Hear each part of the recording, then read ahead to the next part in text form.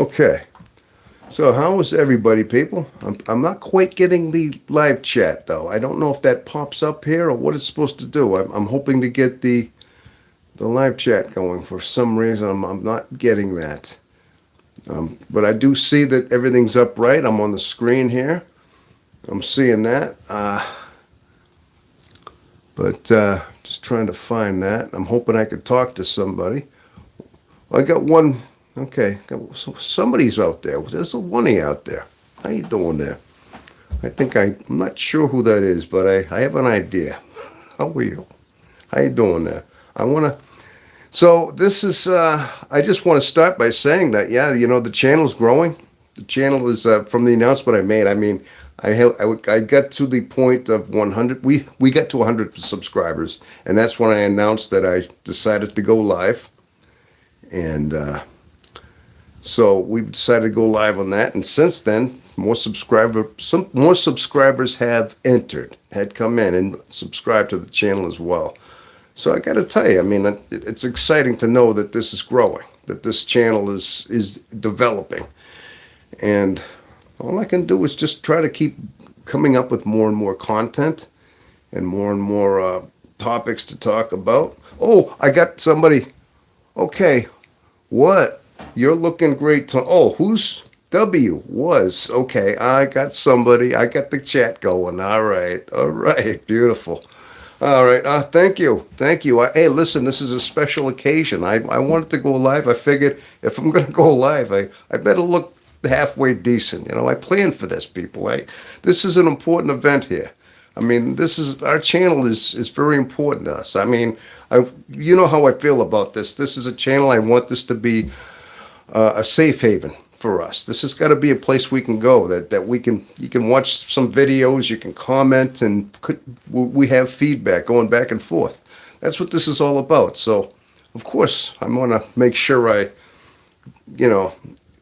arrive for the occasion. That's all.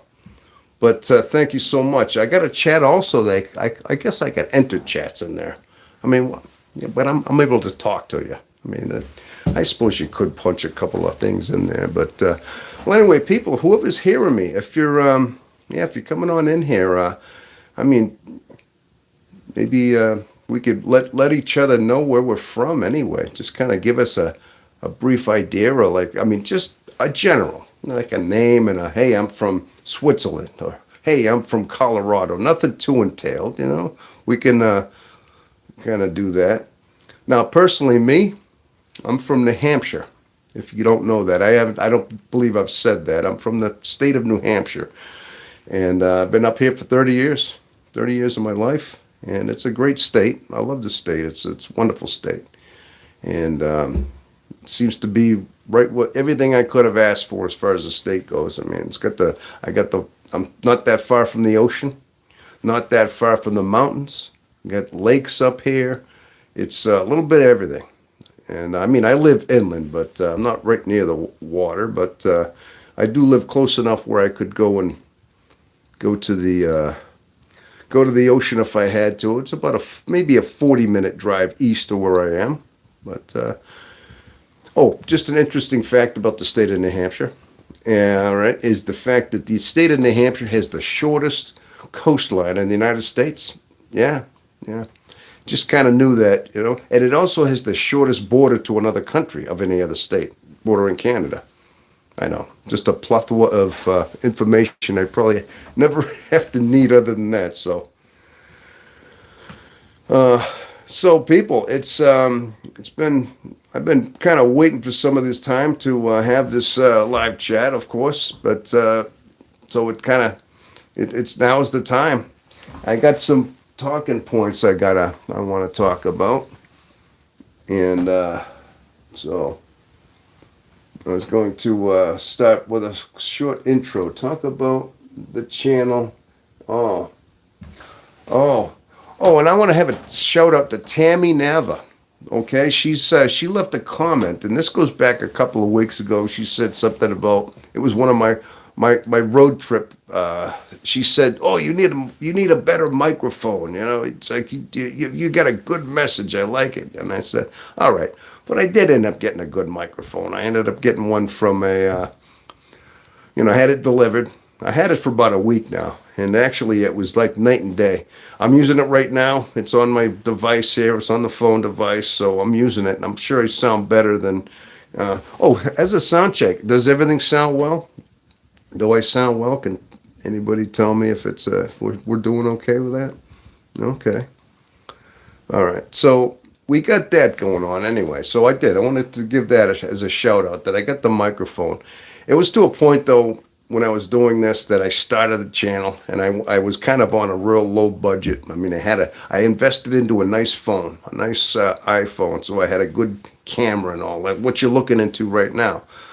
But the thing was, I just thought, well, eventually,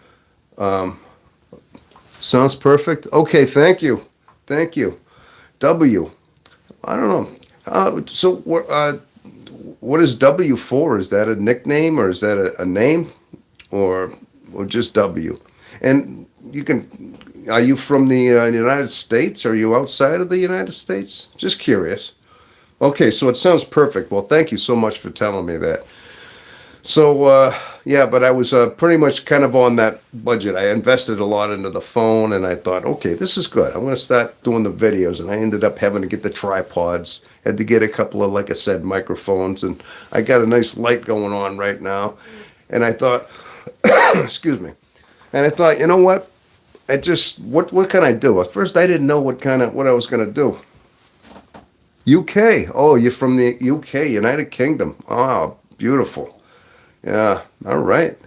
I always, the United States, I'd like to visit there. So I've never gone overseas, never gone to Europe, but what a place to visit. Just seeing Buckingham Palace and, the London Tower or the bridge. Yeah, there's a lot of things over the Thames River. Just the culture, too. I mean, I tell you, the British accent, the King's English is phenomenal. I mean, it's an accent to us. We hear it and say, oh, that's real proper. It sounds like a real dignified way. It's because it's the real English. It's the King's English.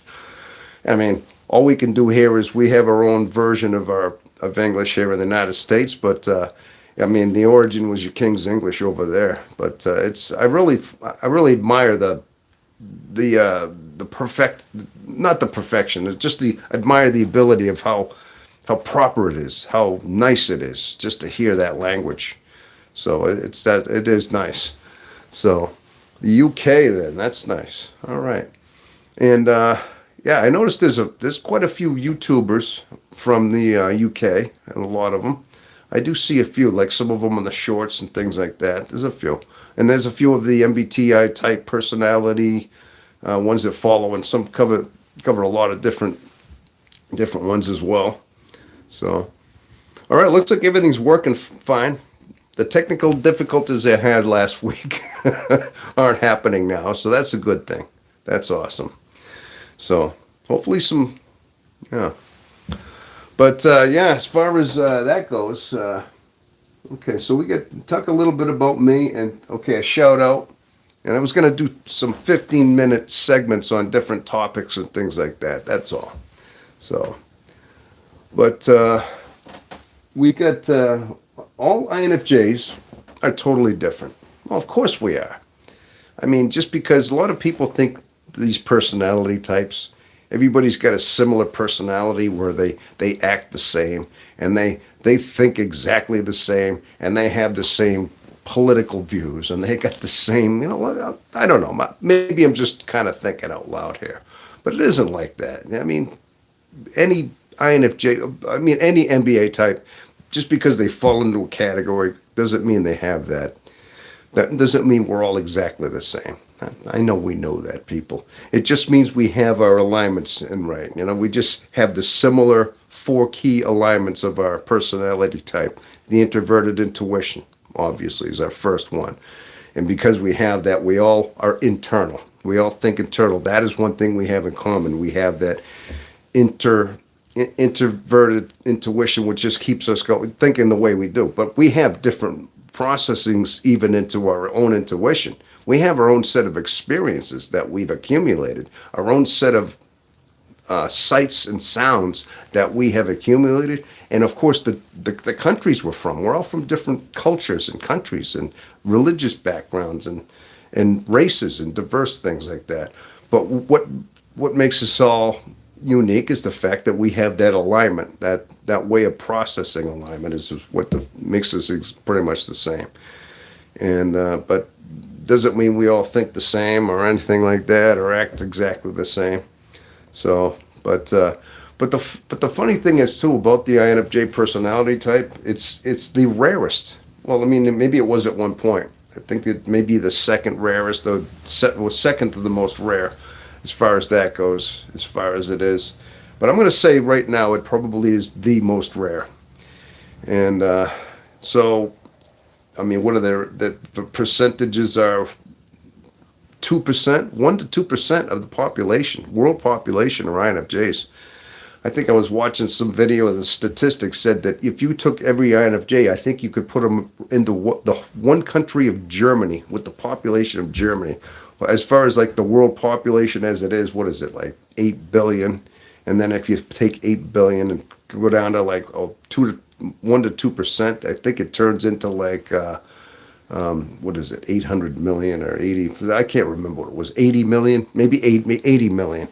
It's something like that. I think I maybe my numbers might not be perfectly exact. I'm just trying to go from memory, from something. But bottom line is, I mean, you got one country you could comfortably put every INFJ in. That's not a lot compared to how many what the population is of the world. So we're very rare for some reason, and we're the most rare. And there's a reason why we were made the rarest of all, and there's just not a lot of us. But that's interesting to think that we were just we're just that. So, but hey, somebody else just came in here. You want to say hello? Hello to the somebody else who just joined the stream a few minutes ago. If I have a thing where if you want, you can list your name, even a nickname, or just a where you're from. You know, the state you're from, the country you're from. Nothing too detailed, if you'd like, but just so I could say hello. But you could do that. And also, they give these little. What are these things? Oh, okay. Oh, I see. I get it. All right. I'm getting to see some of your handles and things like that. That's all. But yeah. So anyway, yeah. No two INFJs are identical or the same for some reason, because we are all unique in our own way. We are tied together by a unique personality, a unique trait of functions. But there's no two the same. Hey, just as there are no two snowflakes, I mean, how many billions of snowflakes rain down in a snowstorm? I mean, billions. You get a foot of snow, and I guess you cannot find two snowflakes that are the same. They have those six-sided, they're kind of like crystallized, and they're amazing the way it's just the wonder of nature and how they crystallize. I mean, they reach a certain temperature as the rain's falling, and they just crystallize into that six-sided shape. But no two are the same. Out of all the billions that rain down, that fall onto the ground at any given time, you're telling me there's no two that have the same similar shape to them? Those six-sided? I guess not. They say there's no two that are the same, and as billions as of that they are. Now, I don't know if we're quite that rare, but I mean, the fact is that there's no two personalities that are identical. We all have our different backgrounds, like I said, but we're all unique in our own way. As unique as those snowflakes that fall down as well. So, all right. So, yeah, I was kind of looking forward to this whole thing. I really just want to thank, I was getting ready to thank the whole world here for the whole fact that we started this channel, and it's been growing steadily.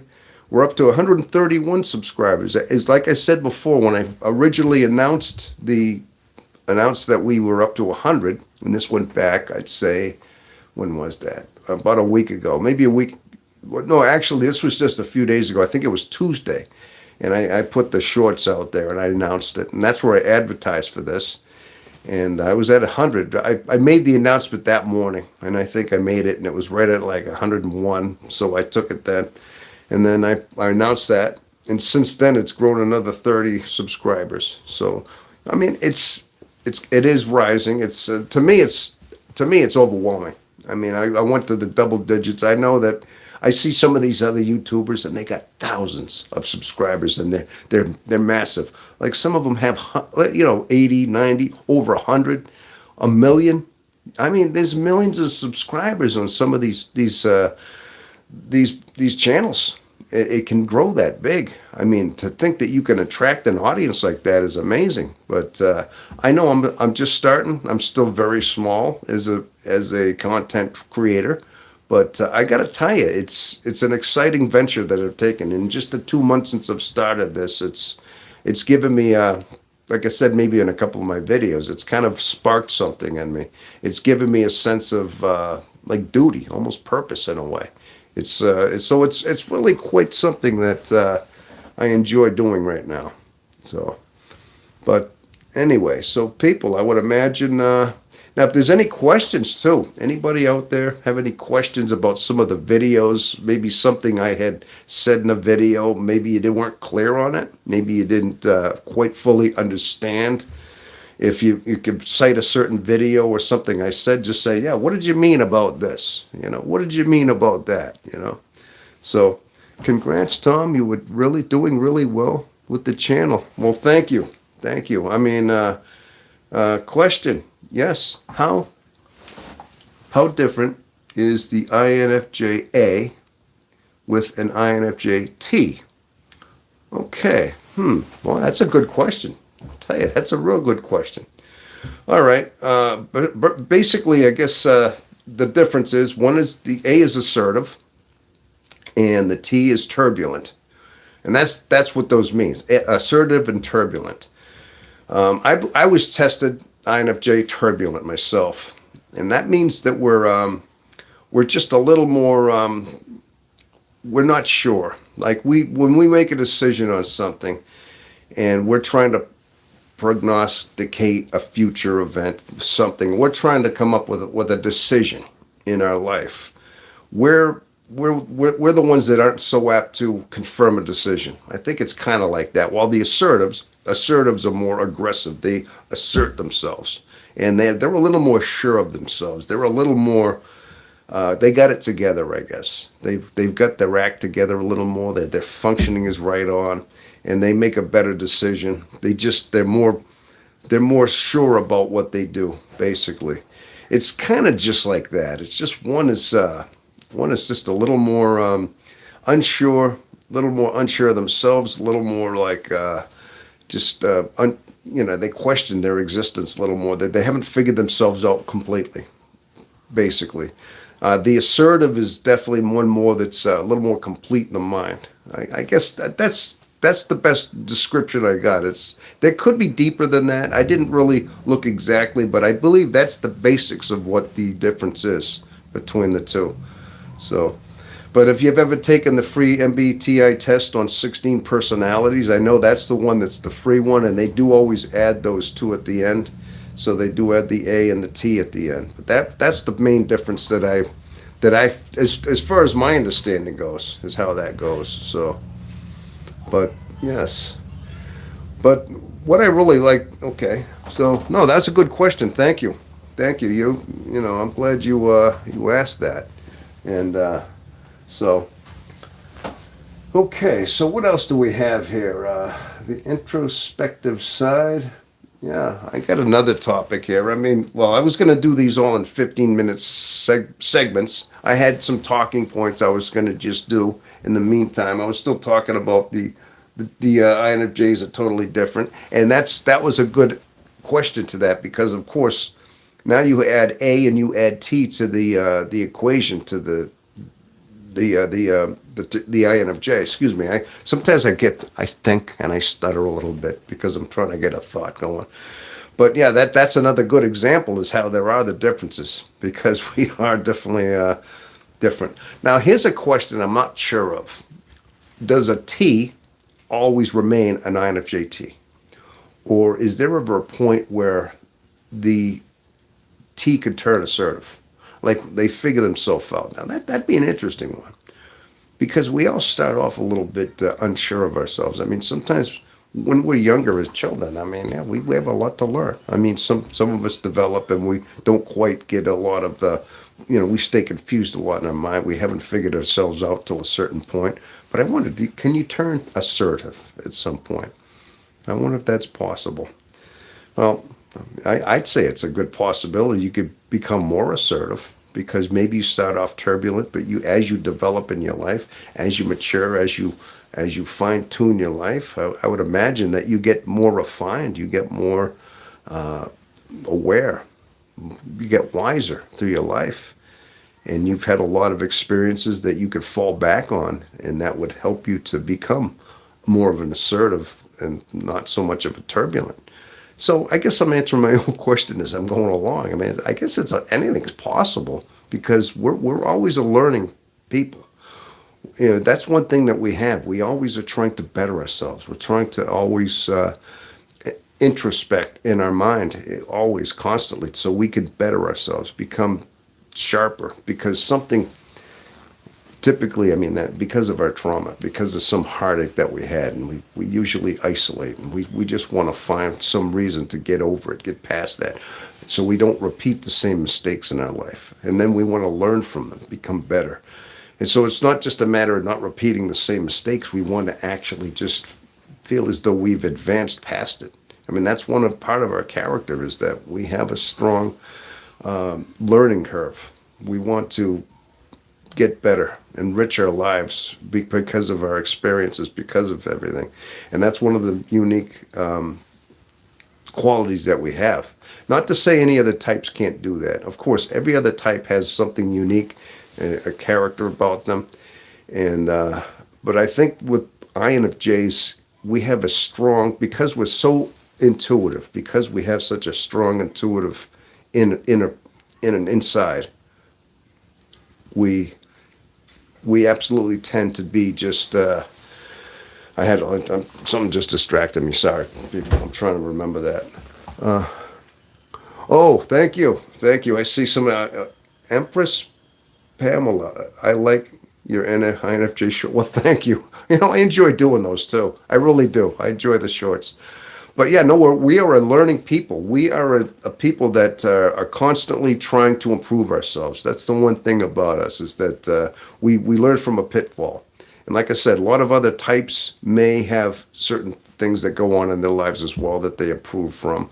But being that we're introverted, we tend to look inward. We're always looking in. Now, not to take anything away from another personality type, but extroverted type personalities and sensor types. Now let's go with the ESTP. This is a good example only because they are the opposite of our functions. They're a complete backwards version of an INFJ, the ESTP. Extroverted, sensing, thinking, and perceiving. Now, they're more of the physical type. I guess the way they're described is they're very physical. Being that they're so in touch with their physicality, they're outward, they're extroverted, and they're sensing. So they're right there. They're in the world. They're very, very sharp with the extroverted sensing world. In fact, that's their dominant function, as that's our inferior function. That's what I mean. We're backwards, and so they're very, very fixed in the world, and because they're thinkers and they're perceivers. They think in such a way where they're in the now. They're always like right there in the present. Not to say they can't think in the future. Not to say any type can't either think in the future or go that way. But their primary preferred function is the fact that they are in the moment. So what that does is because of that, they become very physical. They're very physical oriented. They're very strong. They develop their body, their coordination. So their mind is very much in tune with the coordination and the body development as well. So I guess they make they're usually your good athletes. They're the ones that make your football players, maybe your athletes, maybe your rugby players. I know there's some from the UK out here. maybe your soccer players or football. You call that football, and we call football our version. But I know in other countries it's football. So those are mostly your athletes because of their physicality. Okay, but after saying that, we are completely opposite. We're more the mind. We're way more of the mind. We're in there. We're intuitive. So our mind is that vastness. Just as they have the physicality, we have the mind. We have this intuition that's always projecting outward and thinking of the future possibilities. So we're just different in that way, as far as that goes. And I guess that's some of the different aspects that we have between the two. So, but after saying that, no, I think that all came down to the fact that we're always trying to improve. Maybe with the ESTP, would they be more apt to improve physically? Let's say they get down. I say I don't know. I mean, I can't generalize everybody, but would they be more the type that would just, if they had something bother them, or somebody like a heartbreak or something happened, would they just hit the gym more? Would they just decide, okay, I got to get stronger. I just got to work out more. I got to get bigger now, you know? I don't know. I'm not sure how they would exactly handle theirs. While we're like, we want to correct ourselves internally, emotionally. We go for that. When somebody else, a more extroverted, might go toward correcting things around them. Well, I want to get a better car now. You know, I'm going to trade in my other car and get a better car. I mean, maybe I need a better house or something. You know, maybe they go toward more like status, you know, like material. Now, again, I don't want to generalize. I'm just asking questions. If some of these other types would go toward that, that would be their out in order to improve themselves. They would extend it more into their status, how people see them, and maybe what they have. Maybe they'll go for a better job, a higher paying job, and things like that. Now, I just think that intuitives are more wanting to be internal. They want to correct themselves in their heart and spirit. And of course, they want to have better relationships too. And that's another thing that kind of differentiates a lot of our. Okay, I'm just checking some of the Q&As over here. I like you in your shorts, okay. And yeah, so that's another thing that I would have to say that would be the differences, because we're internal. So we're always correcting emotionally. We're trying to have it more of a stable, more sound mind. We want to think better. We want to have more clarity in our thought processes and our mind and things like that, and be sharper. And of course, we want to enhance our relationships. I mean, maybe that's part of it. I mean, that's one of the differentiating things, is that a lot of times extroverted people, because they're extroverted, they gather their strength, not their strength, but they're charged from other people. They like it. I mean, they look forward to having, people, around them, and they gather their strength from that. They gather their feeling from that. While we're drained from that. We're just the total opposite. So, but other than that, I mean, we're the ones looking in. We're trying to solve our own problems. While a lot of times they're looking to just go more towards status, go toward more the external. Like the extroverted is the world. They're trying to put their focuses more into solving things with the world around them. Like I said, I mean, they want more status. Maybe they want, like I said, maybe a better job or something. Maybe they'll work out more, things like that. That's what more of an extroverted thing is. Now, depending on how the alignments work with the other types too. I mean, some are more geared toward that, and some are more. Some are more extroverted, but they might have a little bit more of a spirituality to them. They're not all strictly that. So it all depends on the alignments that they follow. Okay. What is your profession? When did you discover your type? Oh, that's a good question. Well, thank you, Empress Pamela. What a beautiful name it is. Oh, my gosh. Yeah, Empress Pamela. Well, okay, I'm going to ask. Let me see. What is my profession? Right now, I deliver diesel fuel. That's what I do. Yeah, I know. You look at me in this suit and everything sitting here, you think, oh, this guy, what, I don't know, what is he, you know? Yeah, listen, all my life I've been a blue collar worker. I've worked into like just the mechanic field. I was a tire technician for many, many years, for almost 40 years, like 38 years. And I did all sorts of tires. I mean, car tires. I did truck tires on the side of the road. I did OTR tires, which is the earth mover tires on that heavy equipment. Farm tires. I mean, old farm tires, just the big ones, those big tires. I used to change those for many, many years. I did that. And I finally got to a point where I didn't want to do that anymore. I thought I was just getting a little bit older. I didn't recover as well. It took me a whole weekend to recover after a week of working. When I was a young man, it was okay. I could do that. And so finally I did that. And then, but I needed another job. So I got my license, an endorsement so I could haul fuel, diesel fuel. And now I deliver diesel fuel. And now the YouTube channel, I was wanting to do this as a possibility of long-term thinking. You know, if I can get a nice channel going, and we have our channel, and maybe it's very successful. And I'm talking about years from now. This is we have just planted the seeds of this channel. These are the early seeds.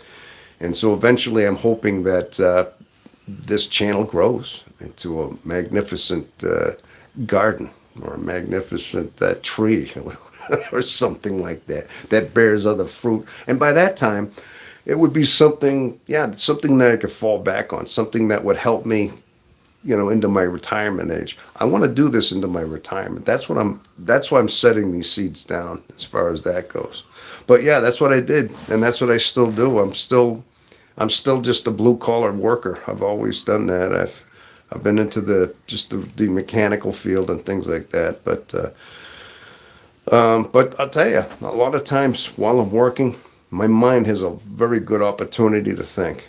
I mean, a lot of times, like I said in some of my videos, I might have told you that I got to tell myself, hey, wait a minute, think, focus. You got work to do. Don't be losing your thoughts. Don't get lost in thoughts. Work on your job. You got to work here for a living. So, but and when did I discover my type? Oh, okay. That's the other half of the question here. Okay. I'd say I discovered it about 3 years ago. Let's see, I was about 57 years old. I'm 60 years old, okay? Maybe I look a little older than that. but I'm 60 years old, and I discovered it. I was 57. Actually, what happened was I was watching YouTube. This is how this happened. Okay, you want to hear this? I was watching YouTube, and I'm sure you're familiar with other hosts on the INFJ network. Now, there's quite a few of them that help me out a lot. I'm going to give them a little bit of a shout. You must have heard of Wen's. Her name is Wennis. She's a young lady, and she has the epic life. I'm just going to give her a little plug. I heard she was the first one. I happened to catch a video. I wasn't even looking for MBTI. I didn't even know what MBTI types were. I had no idea. And I seen a video come up, and it just showed her, and it was something about are the INFJs like being on drugs? And that was what it was. It's exactly what it was. I says, what is this? What's an INFJ? What does that mean? You know, I just clicked onto it. I mean, she was cute. I mean, I must say she was a little attractive, and I thought, who's this girl? You know, so I started listening to her, and then she started talking about traits of the INFJ that just, hey, that sounds like me. Hey, that sounds like something I do. Hey, that's things. Hey, wow, these are things that I related to what she was talking about exactly, and it just baffled me. I said, "Wow, what is that?" So I started looking into the MBTI. I started watching more of her videos, and then I started watching other ones too. And you must have also heard of. And there's a couple other ones. Have you ever heard of Frank James? He's another one. I'm giving him a little shout out there. He's big. That guy's got a lot, and he's unique. He's got the 16 personalities on his, and he does the funny videos. But early on, he has some of his own. He's got his own unique flavor of the way he delivers it. But he also helped me a lot as well. But I was listening to a lot of like Wen's, and I listened to Frank James, and there was Jay Scott was another one. He's out there too. Now these are bigger that focus. These are INFJ ones that they are INFJs, and they have their own format, and they teach us like the differences, how to identify if you're INFJ or not, things like that. And yeah, they helped me out quite a bit. So yeah, I stumbled across a YouTube video, and that was it. And it just seemed to relate to me so unreal. Now I got to tell you some. Okay, Empress Pamela. I'm just going to call you Pamela, if that's okay. Some of these videos that I was watching when I was watching them, trying to discover this, I went on to some of these other ones, like, some of these AI ones that just generalized and talk about INFJ, and some of them got very vivid on how we think, and how sometimes we get, how we get really depressed, and somehow how we have the labyrinth in our mind. And they would show these diagrams of just like a puzzle that was going into a puzzle, into a puzzle, into a puzzle. And I thought, like it was like an animated thing that just kept going deeper and deeper. And I thought, oh my God, that's what my mind does. I mean, I was like, and then they just kept going on and on. And so I'm just using that as an example. I says, that's my mind. I do that. So, and then I kept watching these videos, and the more I watched, the more I said, oh my God, that's exactly me. I mean, but then I think, but it's rare. It's only like 2%. There's no way that's me. There's no way I'm that rare. I mean, so I kept looking into it. I didn't believe it for the longest time. I kind of questioned. I kept thinking, there's got to be something off about this. So, but I mean, so I questioned it for a long time. And then I heard a video say, yeah, INFJs question that they're INFJs. I'm like, oh my gosh. So just questioning it is typical as well. So everything seemed to be like exactly that. Everything was just led to, just that's what it is. Finally took a test. I was INFJ. I took a couple of them, and I did test as INFJ. So I guess that hopefully that answers the question. Oh, what you got? I just turned 60 as well. Had my channel for a couple of years. Discovered I am an INFJ over the course of my spiritual awakening journey. What is your sun, moon, and rising sign? Oh, okay. All right. Let me. That's quite. So we're the same age. Imagine that. And hey, if you don't mind me asking, where are you from? What country are you? Just general. You don't have to go too specific. I mean, I'm just curious to know if you could let me know that. As far as sun, moon, and rising sign, I got to be honest. If that's astrology, I got to be honest with you, Pamela. I don't really follow a lot of that. I have a lot of my own followings inside. I've got heavily into this MBTI. And I've been studying a lot about functions and things like that, and especially focused on our type, this type. And I know in the shorts that I have, that, oh, you're from the UK? Oh, all right. Oh, this is somebody else from hey, we got some people from the UK here. Awesome. Well, you're in a later time zone. It must be about 10 or 11 o'clock at night, our time there, or something like that. No, but as far as to answer your question, Empress, you're asking a question about the sun, moon, rising sign. I really don't know that. I haven't really followed that. If you're into astrology, I know that's another way of, looking into that. I know how it works. Yeah. But I am an Aquarius. I won't tell you my birth date exactly, but I am Aqua Aries, which is Aquarius. So, and that is the water sign. Hey, here's a funny one, right? Yeah. See, I was married for 20 years, right? I was a water sign, and my wife, she was an earth sign. So together we made mud. I couldn't resist. I'm sorry. I'm really sorry about that. I couldn't resist that. See, it's just sometimes got to throw a little joke in there, So, but yeah. So we got the UK. There were INFJs in the UK. I mean, that's really something else.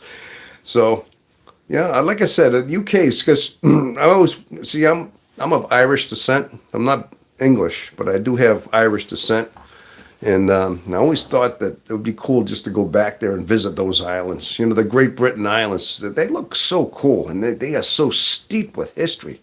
My gosh, they are just unbelievable. The amount of history over there. And I tell you, I mean, if I someday decide I want to travel, let's say I have the time to do it, maybe the resources to do it. There's a couple of places I need to see. I'd have to go to the British Isles. I'd have to go to Ireland, maybe go to England as well. I'd love to see London.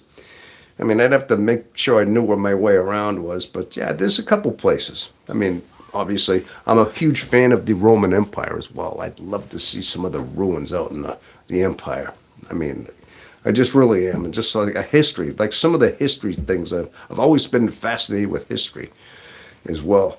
Oh, we got some things. Oh, I got to catch up. What am I reading here? Uh,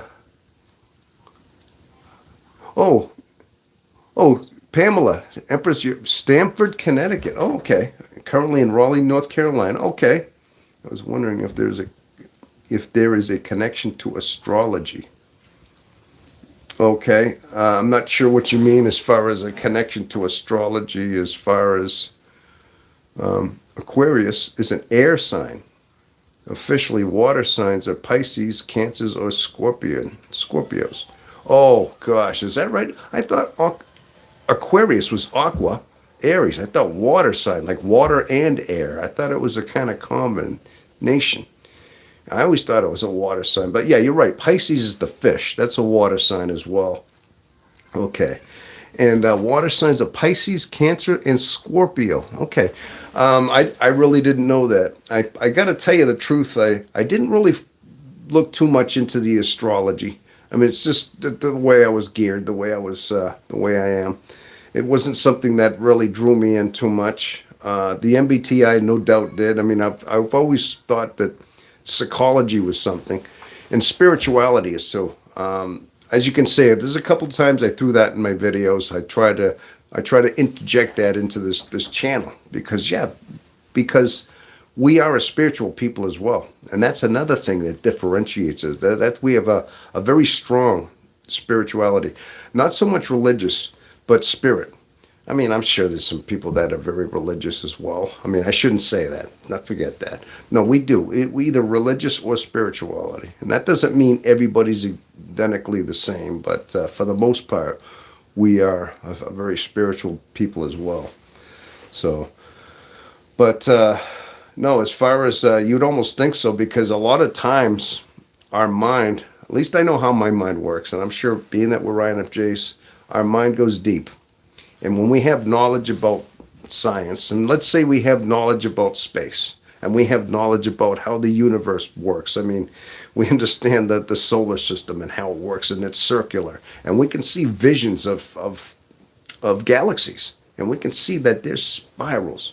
So just by a little bit of the knowledge that we have in space, in that kind of thing, and we can, and of course, go along with some of the theories of Einstein, let's say. I mean, he was vast with his theories. He talked about distances and size of things and how time changes when you get next to a black hole. Somehow the gravitational pull slows time down. I mean, just some of the massive equations that he came up with that were mind-blowing. When you put all that together, the knowledge, and you can paint the picture in your mind of the galaxies, of space, and just getting a glimpse of that, somehow you start trying to relate that and how it affects our life. So maybe in a I mean, just for the fact that I'm looking at excuse me, I'm thinking of the word. I just got your astrology. I mean, bottom line is, I mean, that we are almost naturally astrological as well. I mean, I don't follow the astrology that you're saying right by the word, but in a way, because we are so vast, the way my mind works and the way I piece things together is exactly that, is that as deep as the mind is and how to understanding physics, understanding quantum physics, and maybe even metaphysics, even that way. You know, just having that, I'm geared toward that. And then we all try to put that together and how things relate here on Earth, on how just things kind of compute into the natural world as well. And so it does gets deep in that way. So, all right, INFJs are more water signs. INFJs are more water signs.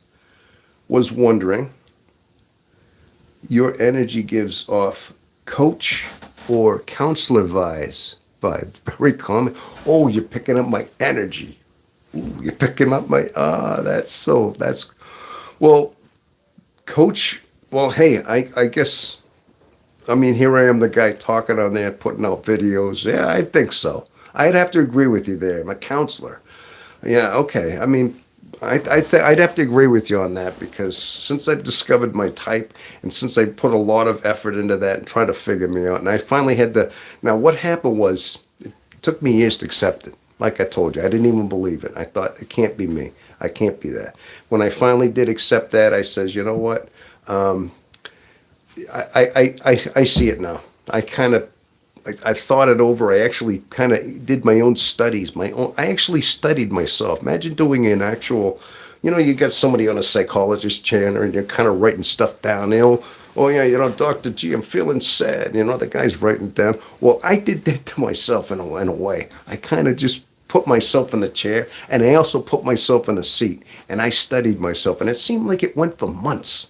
Just like trying to remember history, remember things in my past, how I reacted, how I made decisions. And I thought, yeah, that was like kind of a feeling decision.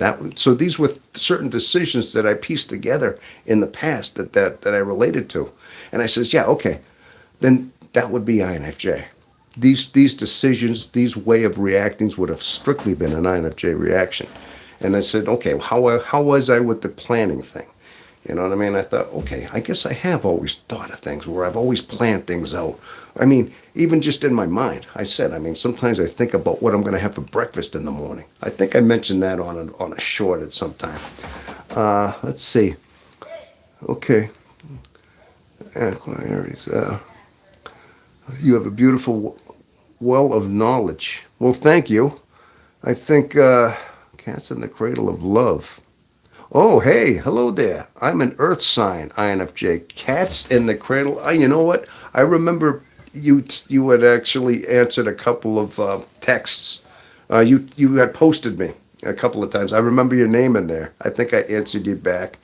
I can't remember specifically what that was, but I recognize the name. Yes. Well, thank you. You're an Earth sign then, INFJ then. All right. So, as far as just having knowledge, I always I think a lot of it is just like I said. I think it's because of the way our minds work. I spent a lot of time just thinking. I did do a lot of times. I went through a lot of times when I was younger. I used to read a lot, not as much anymore. Not as much as I used to when I was a kid. And I think I said that I used to go to in one of my videos. I described that I used to read a lot of encyclopedias. And I had certain subjects that I loved. And one was history. I loved history. And one of them was geography. Now, that's another thing. That's why I always ask, hey, where you from? Like, what country you from? I always loved going in and reading atlases. And this is way back when we still had libraries and you had to read books. You couldn't just Google everything, you know what I mean? And so I did that.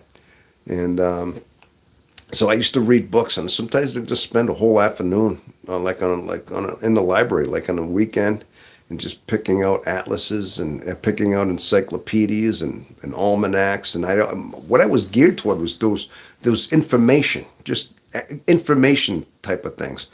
I mean, some stories and novels, I read some of them. I read some of the classics. I thought it was good for me to read, work like Tom Sawyer and Huck Finn and like Jules Verne, 20,000 Leagues Under the Sea. And of course, yeah, there's a lot there's a lot from the UK, H.G. Wells, and a lot of those were British, the English authors. Some of those earlier ones from like the 1800s. But I did read some of those too. But mostly it was a lot of just information that I like to gather and things like that. Oh, hey, look at this. Okay, I'm going to catch up. I want to read what you got here. All right. Aquarius, Pisces, CUSP. I'm not sure what that means. I'm not sure what that abbreviation means. I got to be honest with you. If you could maybe explain that. Yes, I can't remember either. That's kind of envy me about my gazebo meditation. Yes, Yes, I remember now. You told me about your gazebo meditation. I said I envied you. There you go. Cats in the cradle. Yes, that was the message. I says, oh my gosh. I just, because you told me and it sounded so peaceful. You said you sit in your gazebo and you do your meditation, or you're quiet and you have the birds going in your garden. I think I texted back, you're just putting me in envy now. I just picture that. So, yes, I kind of remember either just that you kind of envy me about my big. Yes, yeah, I remember that. Okay, yeah, that I do remember. See, I did remember that particular name. Oh, there's something I wanted to bring up about one of my shorts. Okay, and it was one of the shorts that I think it was called Driftwood. Now, this was interesting. I mean, I don't know if you've heard that particular one, Driftwood. Now, I had an idea in my head about that, and I just started recording it, and it took me a couple of takes. At first, I said, okay, I kind of have an idea what I want to go with. But I had this idea. I wanted to sound like those audio books. Sometimes you hear those audio books, and they read the whole book, right? I thought, I want to sound like this audio book, right? So I had this idea in my head about Driftwood. And so I think I took take one and I stopped and I started the video again, started recording, and I didn't like it. So I did it 2 or 3, 4 times. I can't remember. Finally, I hit the one that I ended up posting. And I just, as it came out, it came out brilliant. And I thought, okay, then there was the second scenario. I kept thinking to myself, I wonder if I should have made that more like a romance. Like instead of saying, I made it very generic. I thought I just did that for the post for the channel. But I thought I could have made that more romantic. Like Samantha was looking outside her home, and then she saw that the for rent sign had been taken away. She knew somebody moved in. And then she saw the tall stranger. And I was thinking, make it a romance. Make it like, okay, they get together, and Samantha and the Driftwood guy kind of have their little romance. But then I thought to myself, wait a minute. If I did that and he drifted away, she would have had her heart broken. You see what I mean? I thought, I don't want to break her heart, even in a story. So I thought, it's got to be generic. It's got to be just, hey, it's a friendship. So I guess I was going to clear that up. I mean, because I heard the story a couple times. And, a lot of times when you just write a story or write something, you always tell yourself, it could have been better. I could have said this better. There's a couple of times, like I said, I could have made it like a little bit of a fling, like a romance between her and the drifter guy. But I just, like I said, heartbreaks never are good. I didn't want to break her heart. How's that? Even in a story, I couldn't break her heart. Like I said, people, the FE has no boundaries. It has no bounds. So, does anybody understand what that means? Okay. Please don't envy me, though. I was still recovering from an oh my gosh, you were in an auto accident? Oh, I didn't. I was just saying it more like envy. Like I was just trying to be nice. Like, oh, that sounds so nice. Like, like you had I just envisioned you in a gazebo. And that's all. So, yes, remember either you kind of envy me about my gazebo meditation. Oh, I hope you're okay in your auto accident. Gee, I'm really sorry to hear that. I hope it wasn't too horrible. I hope you're okay. Are you okay? Is everything good now? I mean, are you recovered, or is there anything going on there? Cats in the cradle of love. Yeah. Well, hopefully you're doing all right. I think you told me you were from the UK as well, did you? I can't remember if that was it or not. So, yeah. So that was the story. So if you haven't seen Driftwood, it was a small short. I seem to have got it sounded like that was one of those things I couldn't believe I did that. It's like I heard it back, and especially the first scenario on the beach. I thought, how did I just do that? I had an idea. I kept thinking, and it kept rolling out. And as I heard it replay, And the way I said it, I thought, I can't believe it. Like, I baffled me. Like, how did I do that? Like, I almost felt like maybe for that minute or that 3 minutes, I took a kind of mask out of the gallery and I put on like the author mask. You know what I mean? At that moment, I just said, okay, all right, I want to be that audiobook author guy. So kind of put the mask on, and then I kind of got into character. And then as I was hearing, I said, how did that happen? I mean, how, just, I don't know. So if you ever get a chance, check that out. It was quite, I don't know. I thought it was quite a work there for when I did that, but I don't know. Oh, oh, CUSP means my sun is at the start of Pisces, point oh 0.1. So also affected by Aquarius. Oh, all right, all right, all right. See, I'm glad you told me that. See, I got to tell you, like I told Empress Pamela also that I don't really get too much into astrology. It does sound kind of interesting. I never really got too much into that. I guess my astrology literally was like what I described before, was just the knowledge of things and trying to piece together how the solar system and how everything works in there. Maybe because of the things they say in my videos, you think that that's astrology. It is, but it's more like an idea of trying to understand the solar system and physics and things like that. And I mean, that maybe that's part of what astrology is, but a lot of it had to do with alignments of planets and alignments of the way the sun and the moon align and at certain times of the year and things like that as well, because everything has to do with the vernal equinoxes, I think, or something like that. So, oh, it's all good, Tom. It was very traumatic. I was rear-ended while sitting at a stoplight, and they were going 60 miles an hour. I basically, oh, I'm, I'm, I'm extremely sorry about that. I mean, I'm cats in the cradle. That's, you know, yeah, that's too bad. I'm really heartbroken because of that. I hope you're at least in some form of, at least I hope you're well cared for. I mean, hopefully your caregivers are doing a good job in that and all that. So, yeah, I'm in Virginia, VA. Oh, Virginia. Oh, okay, all right. You know, Virginia's beautiful. Not West Virginia, but the Virginia, I would imagine. Well, you would have said West Virginia if you were. So, but yes, yeah. So we have four I'm watching here. Yeah, but yeah, but that's what I had going at that point. There is I was just kind of thinking of the fact of, like I said, now I'm kind of losing my train of thought here. So, so oh, I did not have very good doctors. They were awful. Oh, well, I'm sorry about that. That's no good. That's no good.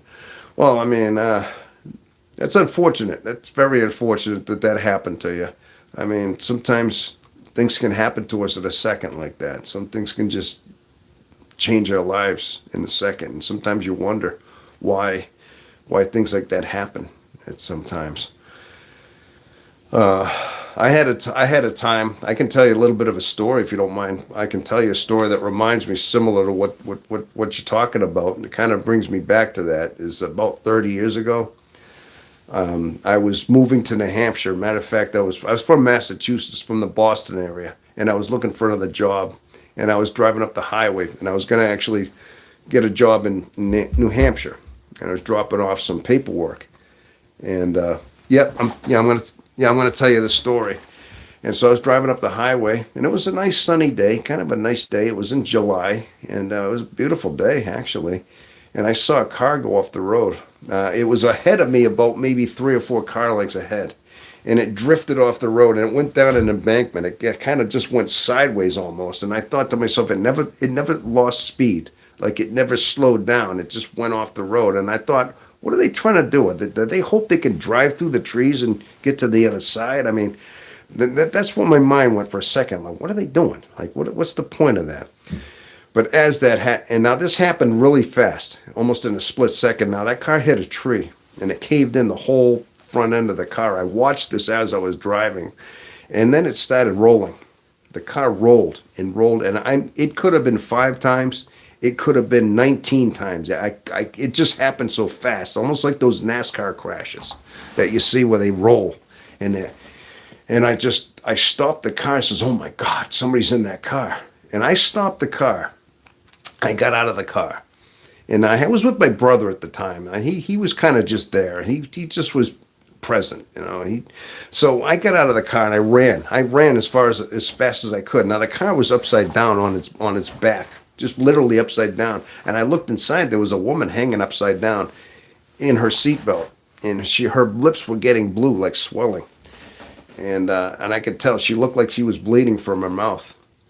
Now, some other people ran up too. There was some other people that came into the accident as well. There was another guy showed up, and we were trying to talk. And at this point, total stranger, like, hey, what do you do? Hey, so we kind of we came up with a plan. Like, we knew we had to get her out of there. And I don't know who he was to this day because it just happened so fast. And of course, some other people stopped by and were trying to, you know, they were there. Some people were just watching, kind of staying like off to the side. Well, we came up with a plan. We knew we had to get her out of there, because she was choking on her blood. She was hanging upside down. I know you're not supposed to move people that are in an accident. Part of me said we're not supposed to touch her, but she's probably going to die from choking because she's hanging upside down, bleeding. So we decided to try to get her out of there.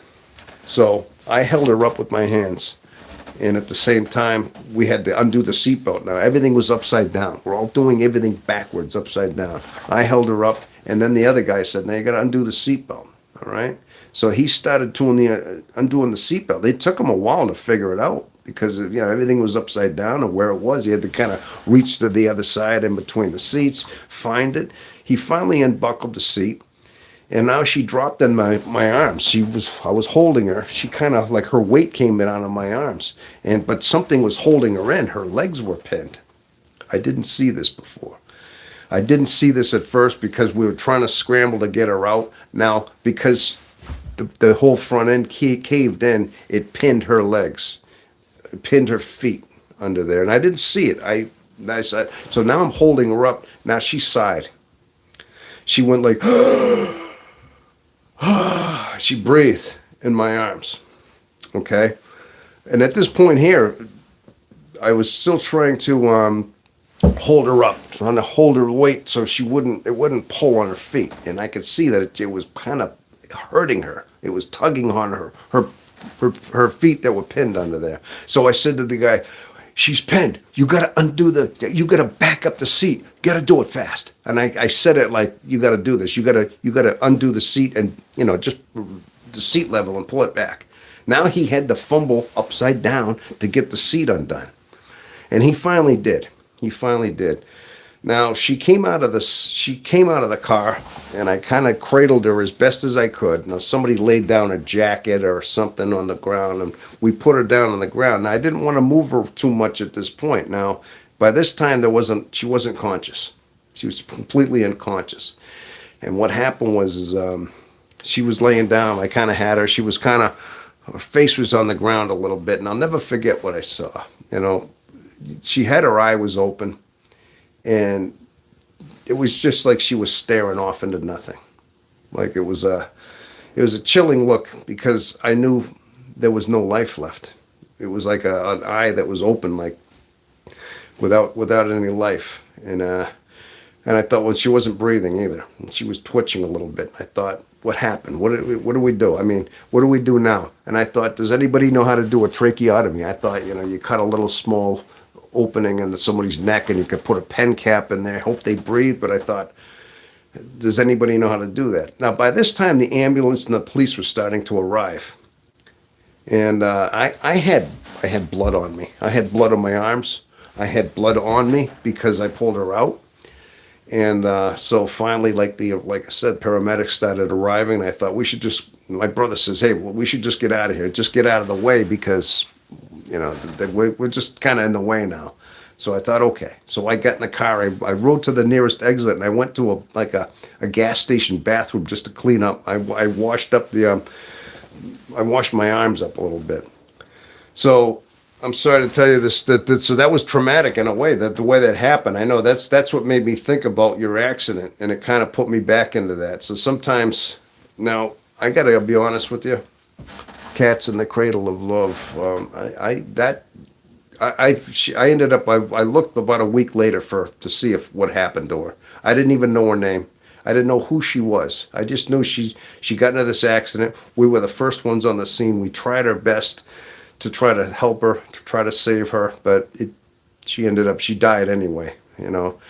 And I ended up going to the newspaper. I ended up like about a week later. I looked at a newspaper and I tried to find that article. And there was a small article in one of the local newspapers that it said that they wouldn't release her name because they had to notify family members. And it just said that a single crash on 95 at this time, and a woman died. And that it was just a kind of a small. And I thought, okay, I kind of figured she did. But I tell you, for months after that, it bothered me. It bothered me. You want to talk about overthinking, about over-processing? I kept having guilt, like, what if I did this? What if I did this better? What if I did that better? What if I knew how to undo the seatbelt? Maybe if I didn't hold her, maybe was that her last gasp of breath? And as a matter of fact, I told you she had a gasp, and that's the last time she breathed in my arm. So it took a long time. I actually went through so many scenarios in my head. I blamed myself. I said I should have done a lot of things different as we overthink and we overthink. And that really got me it took almost a year. And finally, I finally got over it. And I thought, you know what, I'm sorry that this happened. But my heart was saying, you got to help somebody. We're here to protect. I told you, we have this oath that we take. We have a duty to help people. And this was a moment where somebody needed help, and that's all you can do is extend yourself out as much as you can. But again, it was a excuse me. Again, you have to put things past and realize you did the best. Your heart was there. You were in the right frame of what you did. That's all you can do. I mean, sometimes you can't control what fate's going to bring you, but. That did happen, and something I had to finally get over. I did get over it. I had to learn from it. I had to grow from that. That's all. Oh, I did. I did not very. Oh, yes. Tell us. Oh yeah. I'm so sad. When we are in shock, we don't think very clearly. Yes, exactly. Sometimes.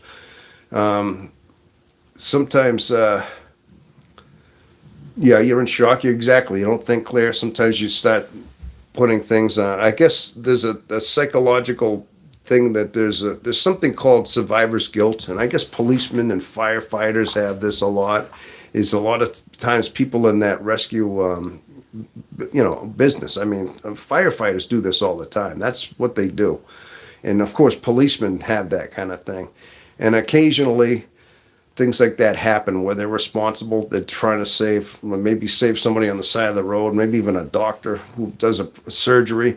And if they don't, say if they die in their arms, or if they die in their care, then they take it as if it was their fault, and they call that survivor's guilt. And a lot of times, some of these police officers they can't go on. They have to be relieved of duty because they can't get past these kind of traumas in their life. They blame themselves. And they can never quite recover. Some of them they say they can't do this line of work anymore because that's the kind of thing you have to go through. So I guess in a sense that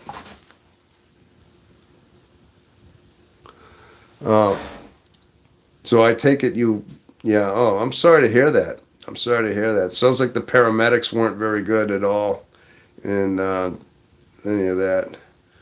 So, well, it's at least, I mean, you have your life. I'm hoping that you have a good quality of life at this point. I mean, I know you definitely have some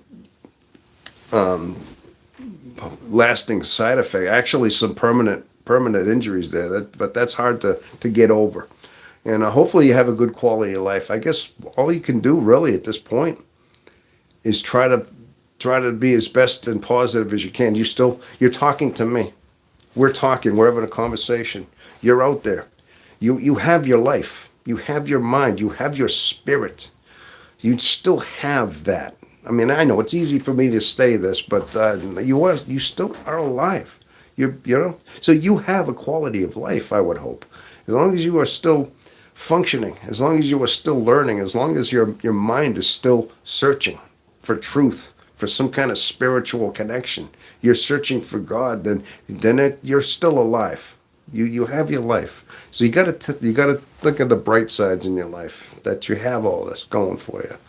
So, oh, good. It was bad, but I am a fighter who just keeps going on, and I'll live with the pain every day. Yeah. Well, that's good. That's good. I mean, you gotta sometimes you gotta come up with positivity. You have to. You have to come up with positivity.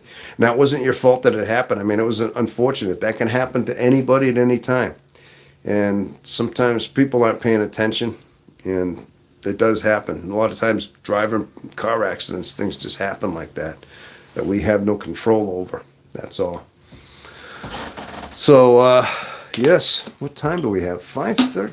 Oh, wow. I can't believe it's already an hour and a quarter has already gone by out of this time, isn't it?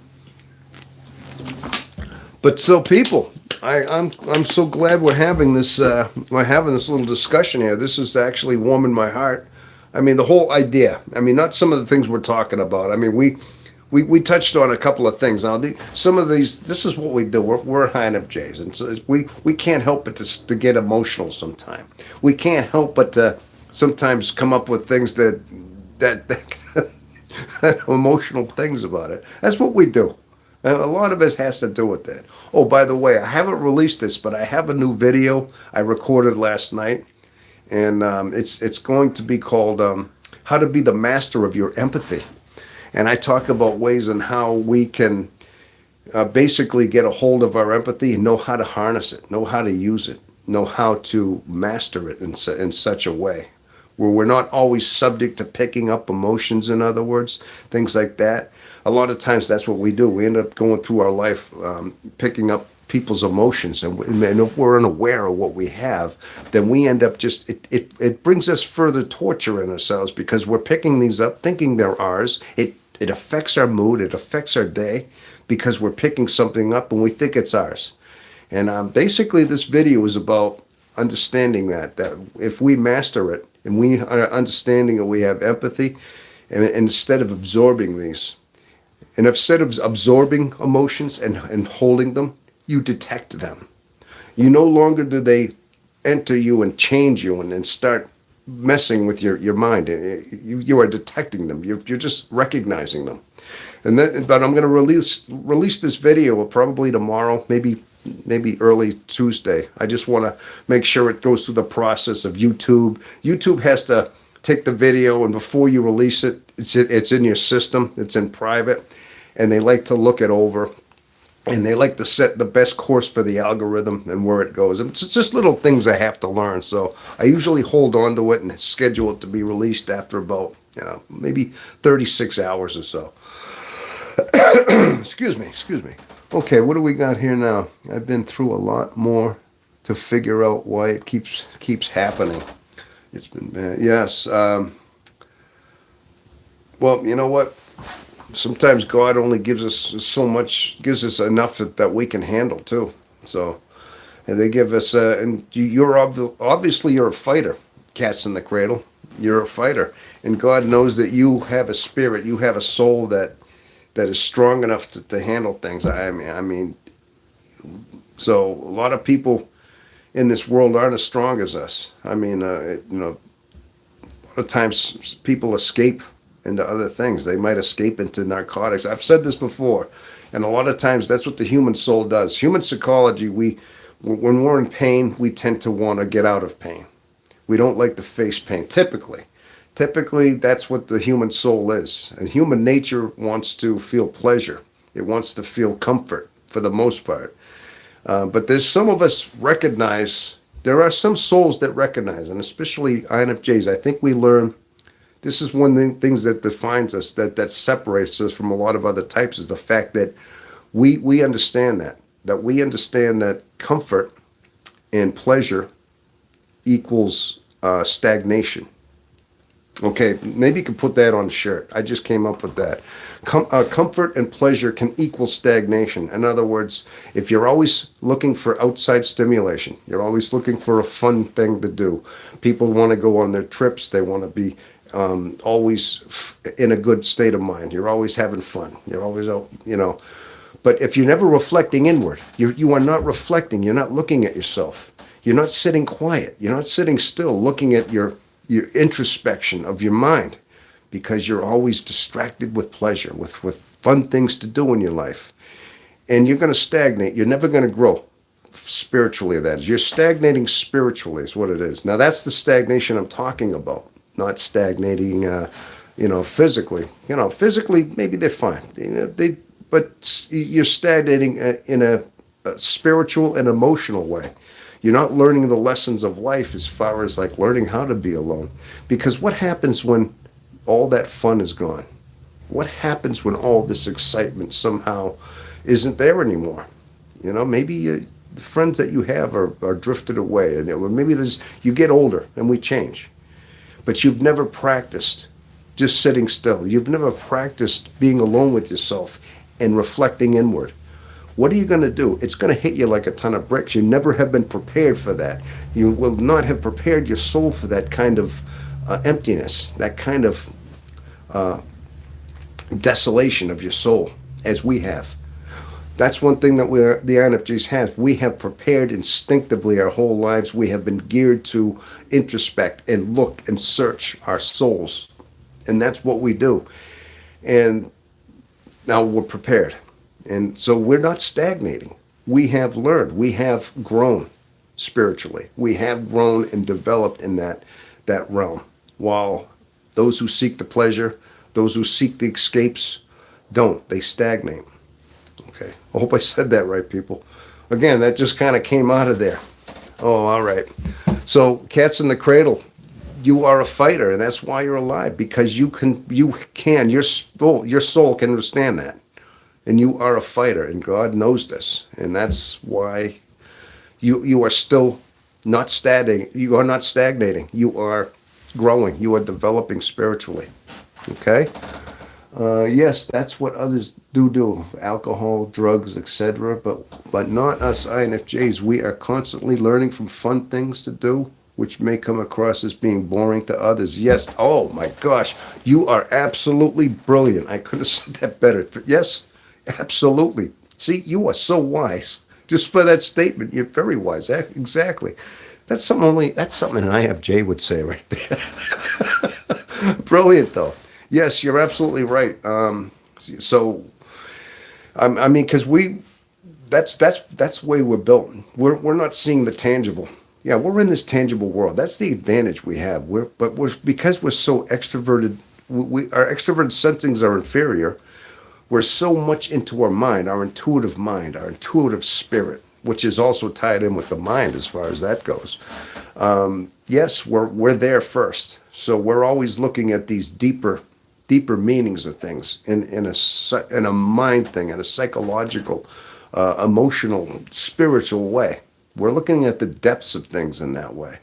Exactly that. While most of the other types, listen, I'm not cutting down everybody, but a lot of times you look around us in the world, and it seems as though the world is even geared that way, that they gear us toward excitement, escape into, taking a pleasure cruise on a ship, and just looking for outside stimulations, outside things, just to fill us. Always looking for the external things to fill us. And that's only temporary. Those are only temporary. Those are very just shallow, is what they are. We're geared. Our personalities are geared not to be that way. we can do that to an extent, but it doesn't seem to thrill us. We're not drawn to these things. We're not, I mean, to an extent we do. I mean, of course, we like to go do things. There's a certain level of that, but we don't overdo it. And if we do, usually that's a shadow function. Usually that's an unhealthy one that's going. If you're an INFJ and you're really getting so caught up into that extroverting things, then that's another thing. That's the shadow functions is what I guess that leads into. Yeah. Okay. Yes, and that's what. Yes, INFJ. I believe it. I believe it because you have that. What you said. Those some of your comments that you're saying are very, very make a lot of sense and things like that. So, but yeah, that's one of the things that separates us from a lot of other types. Now there are some other introverted types that I mean, you got the INTJ. I mean, that basically they are dominant introverted intuition as well. I guess there's only one thing that separates us from the two is the fact that they're more of a introverted feeler versus an extroverted thinker. That's one of the only things. Being that we're an extroverted feeler, we reach out. We're looking to feel, yeah, we're looking for the outward feeling. We're always looking to kind of put others at ease because it's extroverted feeling. So we're always trying to help people out. We're always trying to make sure that they're in a good mood, that that they're taken care of in that way. That when we present ourselves in a certain way. INTJs are the opposite. They have that introverted feeling. In other words, they know what their emotions are. They know what they're feeling. It's all internal. They know how they're feeling, what they're feeling inside, and that they're not really concerned about the outside. But then they have that extroverted thinking. So I guess they're always trying to make sure that their opinion is heard. Like, okay, what I'm saying here makes the most sense, and I'm going to convince these other people that what I'm saying is the truth. You see what I mean? We're not like that. And that's one of the closest things we got. And sometimes they say that, how do you tell if you're an INTJ versus an INFJ? Well, that's one of the things right there. If you're trying to convince people outside of you that what you say, your logic makes sense, and you're always trying to convince them that it is, that's more of an INTJ. So usually there's just that's the one where that's all you do is flip the one, and that third function is just reversed. But other than that, they're introverted intuition, and they have the judging, and they're the planners. They like to, they're more of the long-term planners as well. Okay. Like I'm always wanting people to use my common sense. Okay. All right. Yeah. I feel like I'm always wanting people to use my common sense. All right. Well, you're always hoping. You always, that's part of who we are. We're actually, one of our functions is the fact that we're always we don't always just try to say, okay, I'm gonna say something to make people influence us. A lot of times it's just in how we live our life. Even if we just have an example. Sometimes I do this a lot. Sometimes I'll dress a certain way, I'll act a certain way, hold myself a certain way, especially emotionally, especially with how I react to certain things. I think this is important with INFJs is that we, of course, just our helping, just our wanting to bring out our extroverted feeling can just be in how we conduct ourselves, just on how we react to things. See, we're not the type, if somebody would typically lose their cool and they get emotional, they get angry over something, or they'd lose their cool, they'd raise their voice. We're not going to do that because we want to just show an example of calmness. Just being in the room with somebody and just knowing that you handle your life differently, just that you're handling yourself in a situation, it is way of helping in itself. It's just a way of showing an example of, hey, Tom over there, man, he don't get rattled. He don't lose his cool over something stupid like I would. Hey, you know what?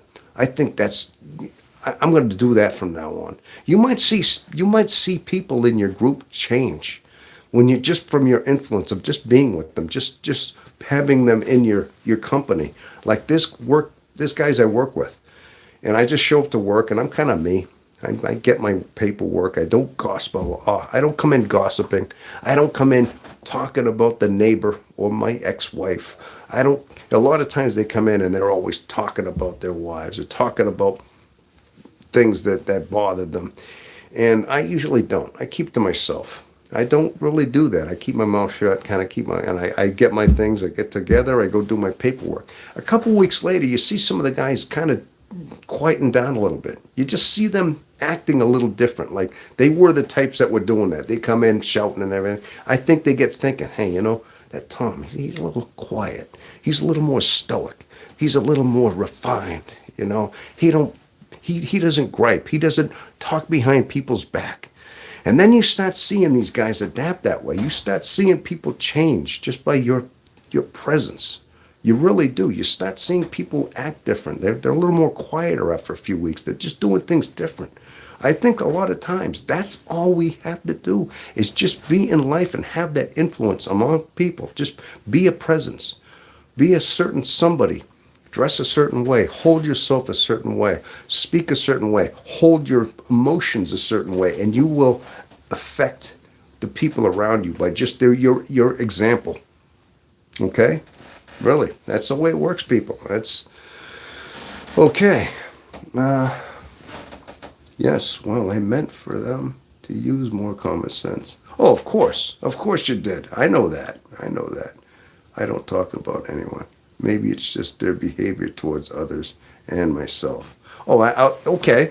No, I definitely wasn't saying you did. I just was making sure that I was just putting forth a kind of like where I'm coming from. I mean, these are the little things that I've observed over the years, especially as I'm getting older, as I'm getting like a little more quiet. It's like people take cues from other people. People are influenced by just everyday people that we're in contact with, our family members, our workmates, people around us. We are heavily influenced by just the people that we're involved with. We really are. All right. So, oh yes, I understand what you mean. Yeah. No, but that's a lot of times is what we can do in life is just to be that shining example. Not a shining, but just being a good, solid example for people just to see, as how to act. Because a lot of times we have examples. We turn the TV on, we see a lot of dysfunction, and it seems like the media loves to show dysfunction. They love to show stuff like that all the time, where there's just dysfunctional families, dysfunctional fathers, dysfunctional kids, and that seems to be glorified in a lot of times, wherever you are. And like I said, my example is, I mean, negativity can be the same way. You give those negative examples as well, and that's going to rub off on people. Not everybody. I mean, some of us see that and say, "Oh, I don't even want to see this." You turn the TV off. So a lot of us are smart enough. Maybe some of us INFJs look at that and say, "I'm not watching this. I'm not watching this show where everybody's just a bunch of dysfunctional, talking stupid stuff." And a lot of these shows they're mindless. It's almost like small talk. The old saying is, we can't stand small talk because there's really no benefit to anything. When we want to hear talk, when we want to hear somebody talk, we're hoping it benefits us in some way. That somehow, like I said, it's something that's beneficial, not just mindless. That's what small talk usually is. It's talk, it's chatter without any benefit to it. And usually INFJs, we're known for that. Now, you don't like small talk. And the old classic thing there is because it offers no benefit. It just offers no value beyond what it is. That's what it is. All right. Small talk doesn't lead anywhere. Exactly. That's what I'm saying. I don't involve myself. Uh-huh. Yeah, I see that. Definitely. My gosh. So you're living in Virginia then, huh? That's a beautiful state. I think I've only driven through there once or twice in my life. But that's a beautiful area down there. Yeah. Like I said, I'm up in New Hampshire. So I'm up near the Lake Winnipesaukee region. I'm about maybe 20-minute drive from Lake Winnipesaukee. So I'm in New Hampshire. I've been up here for 30 years in New Hampshire. Beautiful, beautiful state though. Yeah, it is nice. So, well, anyway, people, this is just moving right along. I can't believe it. Yeah, I can't believe that we're still kind of moving on here. Blue Ridge Mountains. Okay, I got all right. So we got 3 people watching here. Okay, that's beautiful. All right, I'm glad to see that everybody's still out there. Okay, all right, but so anyway, I'm glad I had this live broadcast. Um, I know sometimes I hear myself stutter a lot, and I keep telling myself I gotta stop when I don't have a coherent thought right in my head, when I have something a little more on idea, like when I'm I can speak better flawlessly, but sometimes I just, when I'm speaking off the cuff, trying to find things to say, I kind of fumble a little bit. So that's all. Yeah, Blue Ridge Mountains. All right, that's beautiful out there. So, but yeah. So anyway, now there's a couple of things I was going to touch on here. I didn't really follow this some of these talking points. I actually wanted to come up with an idea of maybe having an awareness for as far as like INFJs and like children. They do tests now for, they're so quick to diagnose for ADHD and ADD, things like that in children, and that's why they can't sit still in their seat. So they end up putting them on like medication and things like that. Now, what happens if there is an INFJ child, one that's starting to exhibit that personality type, and they're in school? Are they going to start acting out? Are they going to be more of the idea of they're not learning things that they should be geared toward learning? Are they going to act different if they're INFJs? And should there be an MBTI kind of a curriculum, a test that is said out there? In other words, yeah, okay, we have a test for MBA students, and they find out there's certain ones that are exhibiting maybe learning disabilities, learning problems. Maybe certain ones are, maybe INFJs. I know in school, basing it on my own experiences. When I was going to school, this was back in the 70s. We weren't thinking of things like that. Everybody was taught the same way, and every kid was the same. And if one was acting out, then they were bad kids. You know what I mean? And to an extent, that was true. But I mean, somehow we should be recognizing certain kids. I mean, INFJ kid would probably benefit from being educated differently than an ESTP kid or an extroverted somebody. I mean, you got the two polar opposites. I mean, a lot of kids conform, and they sit in the class and they do their homework, and they do it just right, and they seem to be, you know, responding to the order of the class and the whole thing as well. I'm thinking that certain personality types, maybe not just INFJ, maybe especially introverted, because I mean, introverted kids, yeah, we gather our own, we gather from our own data from our own head. We're more introverted, and a lot of times being in a classroom for 8 hours a day with other kids, I mean, are they drained? Are they going to be tired at the end of the day? Not to say that you isolate these kids and keep them alone, but I mean, they should take certain things into account with the MBI indicator as well, as far as education. I mean, it's just something that I would think needs to be aware of. Maybe there should be awareness into things like that. Maybe the MBTI needs to be followed as well. As far as getting a proper diagnosis with a kid, I can't imagine actually testing a kid in 3rd grade and getting a proper set of questions answered. I don't think you can literally question or do any questions for a child and come up with a good result. It would have to be somebody who would have to be trained in the MBTI psychological assessment, that would be able to recognize certain things in that field in order to find the INFJs, for example, in order to find that. And then if they found something, they could probably ask a couple of questions just to get a solid result. But that's something I wanted to come up with, is just recognizing and having awareness on MBTI, and maybe using that in the school system. So, all right, what's got here? All right. Unplanned conversation is good. Yeah, sometimes. Yeah, it is. But exactly. What else? I don't agree with giving children drugs. No, I don't either. No, I definitely wasn't saying that. When I said that that's what they do, I didn't. I definitely was not in agreement with that. If anything, I was saying that I'm opposed to that. Maybe I should have made that clear. I'm not in agree with. I don't agree with that either. All right.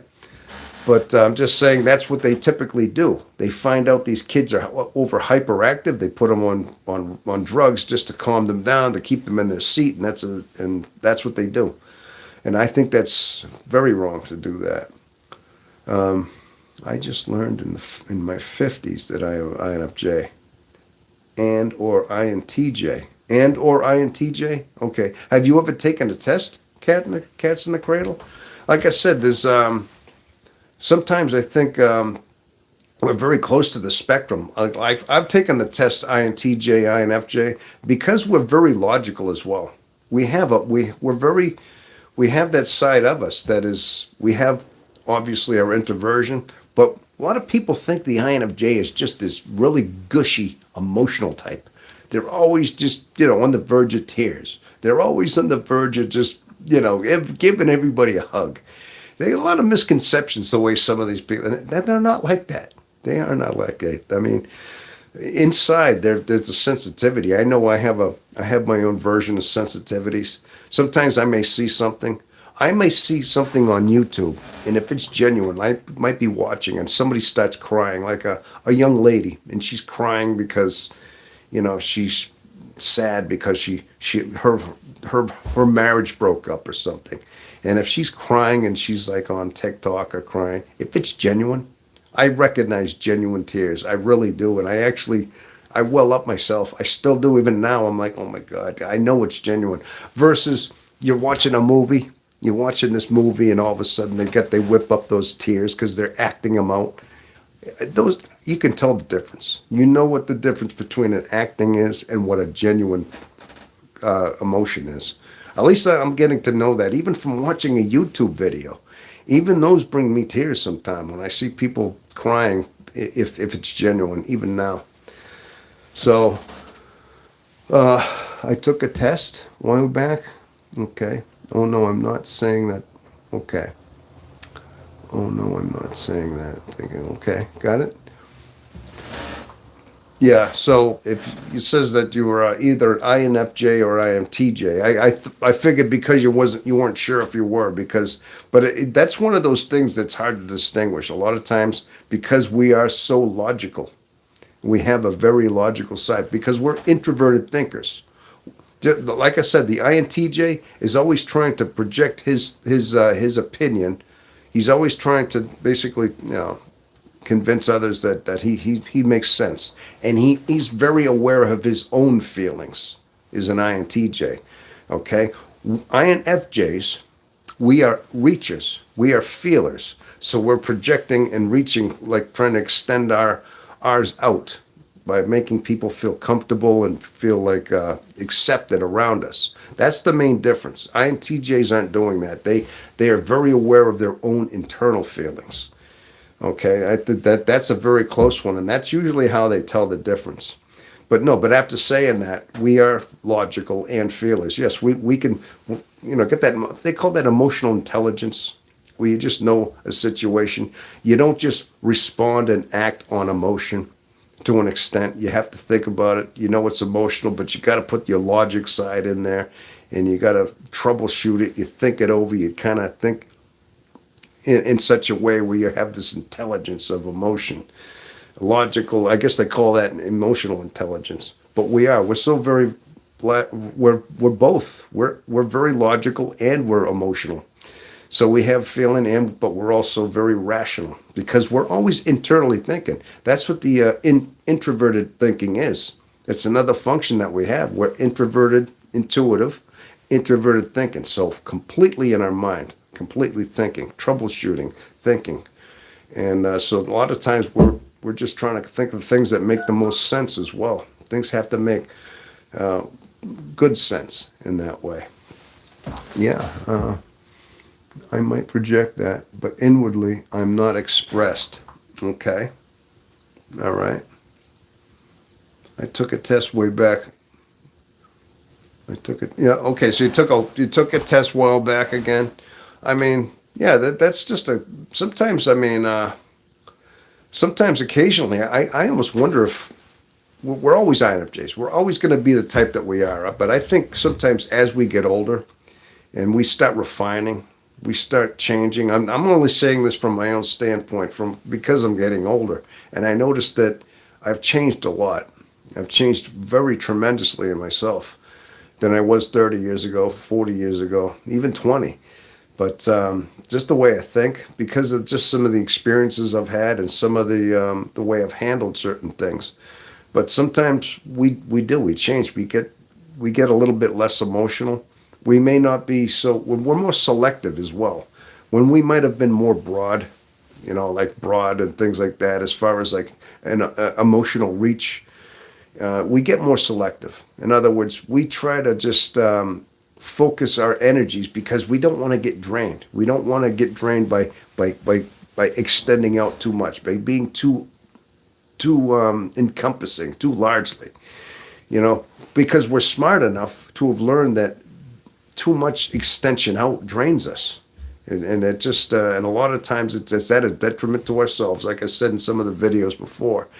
And so we have to so we start getting more selective as to how our FE works. And that's part of our emotional intelligence. That's a prime example of emotional intelligence as well, is because we're smart enough to know the difference and know who genuinely needs, or who genuinely needs that kind of reaching. Okay, that's like saying that. Gosh, a lot of times I drive through a big city. Maybe I'm working. And a lot of times you see these guys on street corners and they're holding a sign, and it's like, "We'll work for food."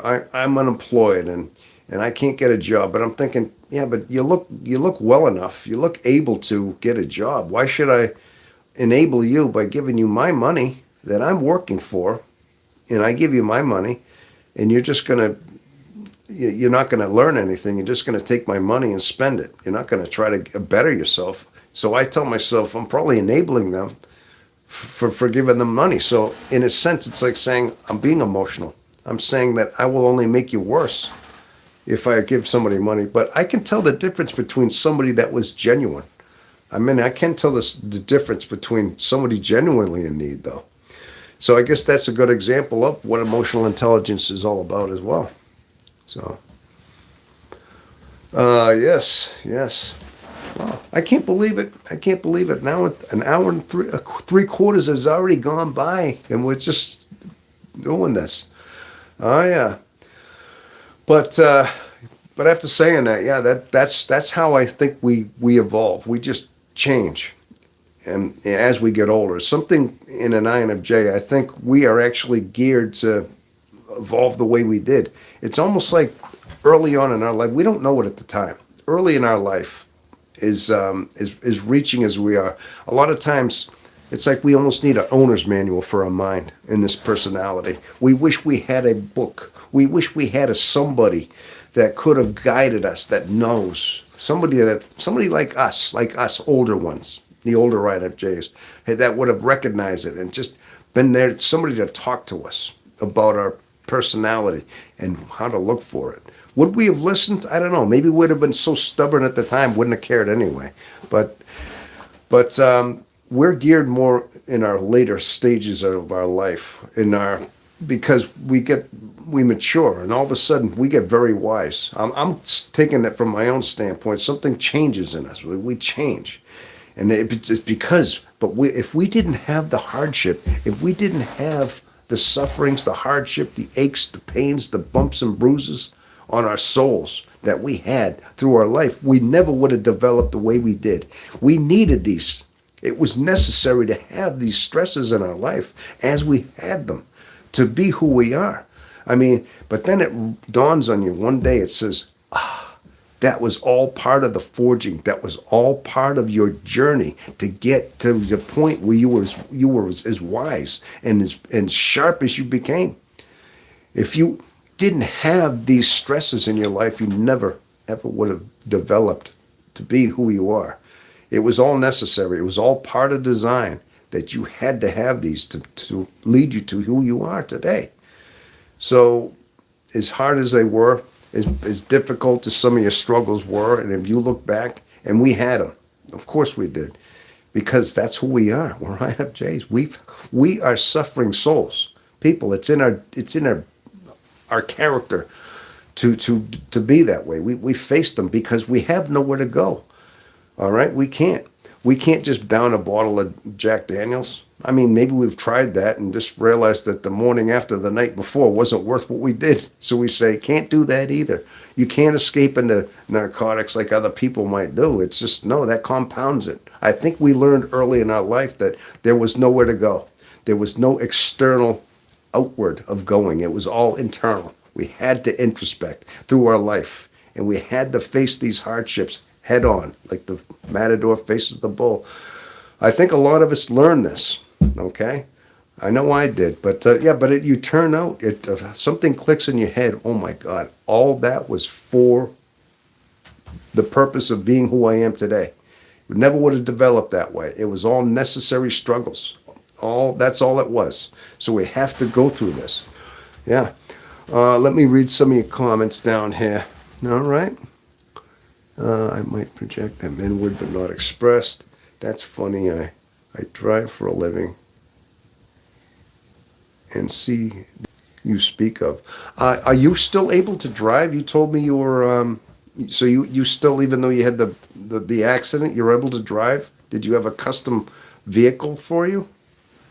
And you drive for a living. Okay. So I would only give them food. Most of the time they want money for drugs. Yeah, exactly. That's my point, is a lot of times you see the people they're holding a sign in the corner. And a lot of times I think if they look well enabled and look able-bodied, why shouldn't they be able to work as well? So, but that's emotional intelligence. You tell yourself sometimes by giving somebody something like that, when they're able to fend for themselves, or should be, that you're actually enabling them.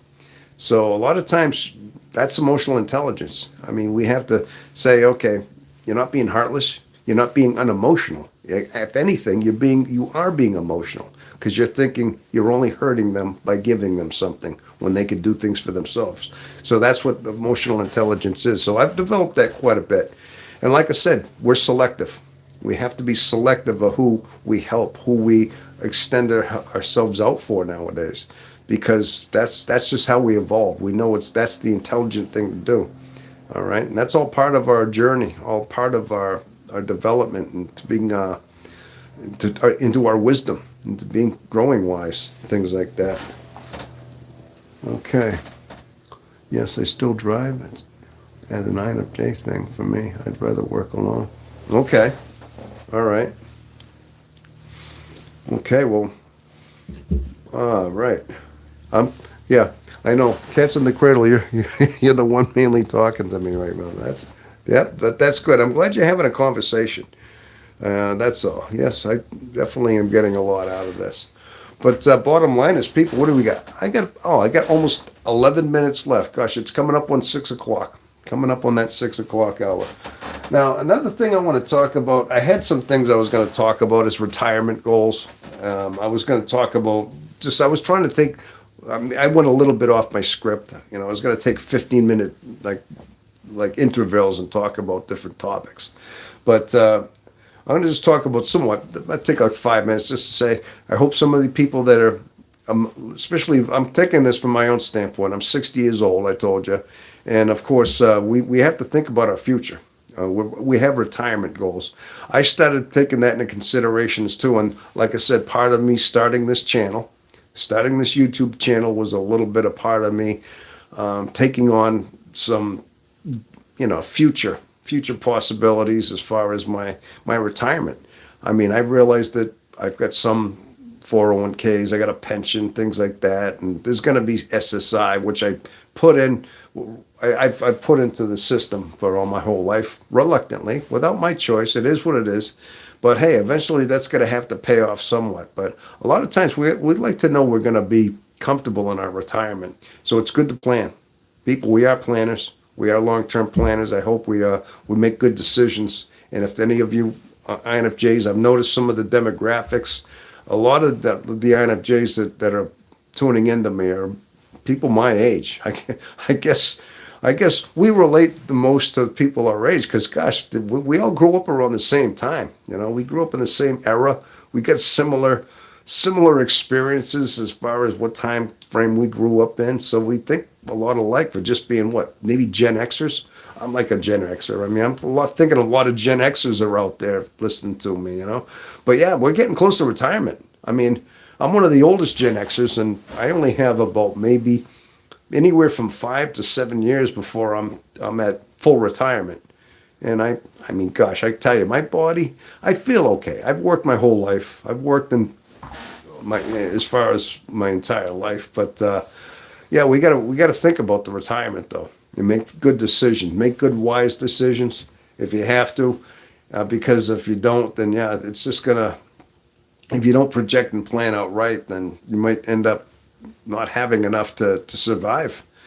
And like I said, part of me is this YouTube channel. I'm hoping I plant the seeds now, and eventually, if it grows, I'd love for this to grow up into a huge community. I mean, a community of a lot. I mean, it's young, it's very small as it is now, but yeah, my goal is to grow it, and we have a good community.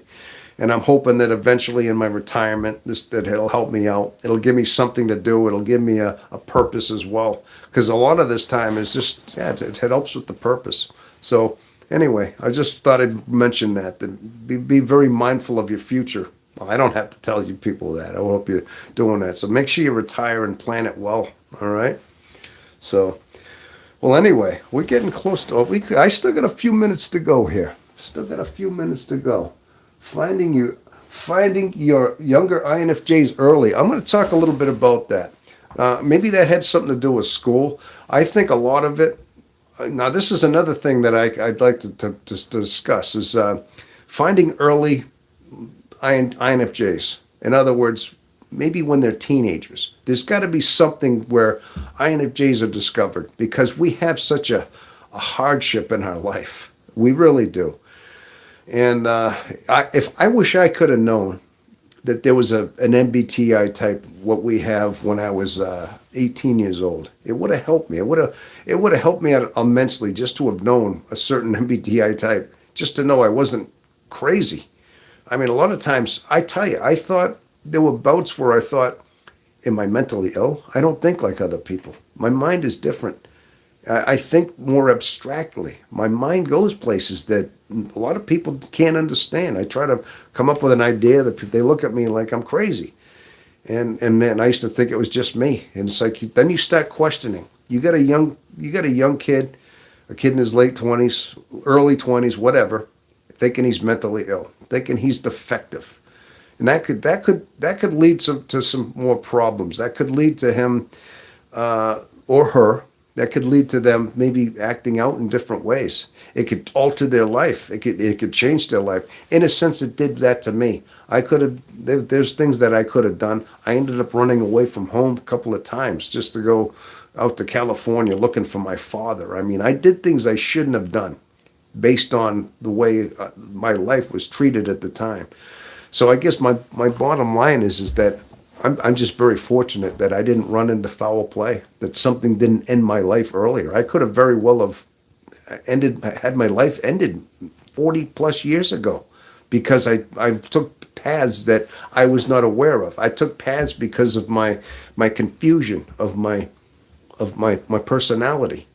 And I made decisions based on that led me down bad roads. By understanding our type earlier at an earlier age, I think it's actually would benefit just so they could know what ways to take, knowing you're not alone. I don't think that understanding that we're INFJ is a cure. Not saying, okay, I got my test, I'm INFJ, I'm cured. I'm not saying that. That's just an awareness. It's just an acknowledgement that you are not alone. There are other people out in the world that think like you, that are like you. You are just a certain rare type of personality. And I think it's very important that maybe there's some kind of an awareness that can be taken. where maybe whether it be schools or maybe parents, maybe somebody needs. There should be an activism that's put out there, like at a certain age, maybe troubled kids especially. Don't focus on a lot of kids. I mean, maybe focus on the certain ones that seem to be the withdrawn type of kids, the ones that seem to be alone a lot, the ones that withdraw, they drift alone. The solitude ones, I'll go quick, okay, right away. Those are introverted types. Then maybe the ones that look like they're having trouble in school because they're withdrawing. There's got to be some kind of indication that says we should have an awareness that we need to find INFJs early in life so that they don't have quite as difficult lives as we all have had. Okay, because I'm sure we all know we've had a hard life. And but that's all. There should be some kind of awareness for that at some point. So, oh my gosh, I can't believe it's already going on 6 o'clock. My gosh, people, this live broadcast is actually going to be rebroadcasted, though. After I shut this down, it's gonna kind of just cycle, and then so whoever missed this, if they want to watch it later on, they can watch it. I'll leave it up. Now, this is a good one. I had the one I did a couple weeks ago. I had to delete it, but I'm not going to delete this one. We had a pretty good one right here. So it's coming up on 2 hours. I can't believe it. It didn't seem like that. Now, people, this is going to be the closing. I tell you, I had an amazing time today. I'm glad you showed up. You were all here. You asked some great questions and all that. And so we were. I think this was an amazing opportunity for what we did. This is and I got to tell you that I'm very happy and pleased about the whole channel. Like I said, it's up to 100.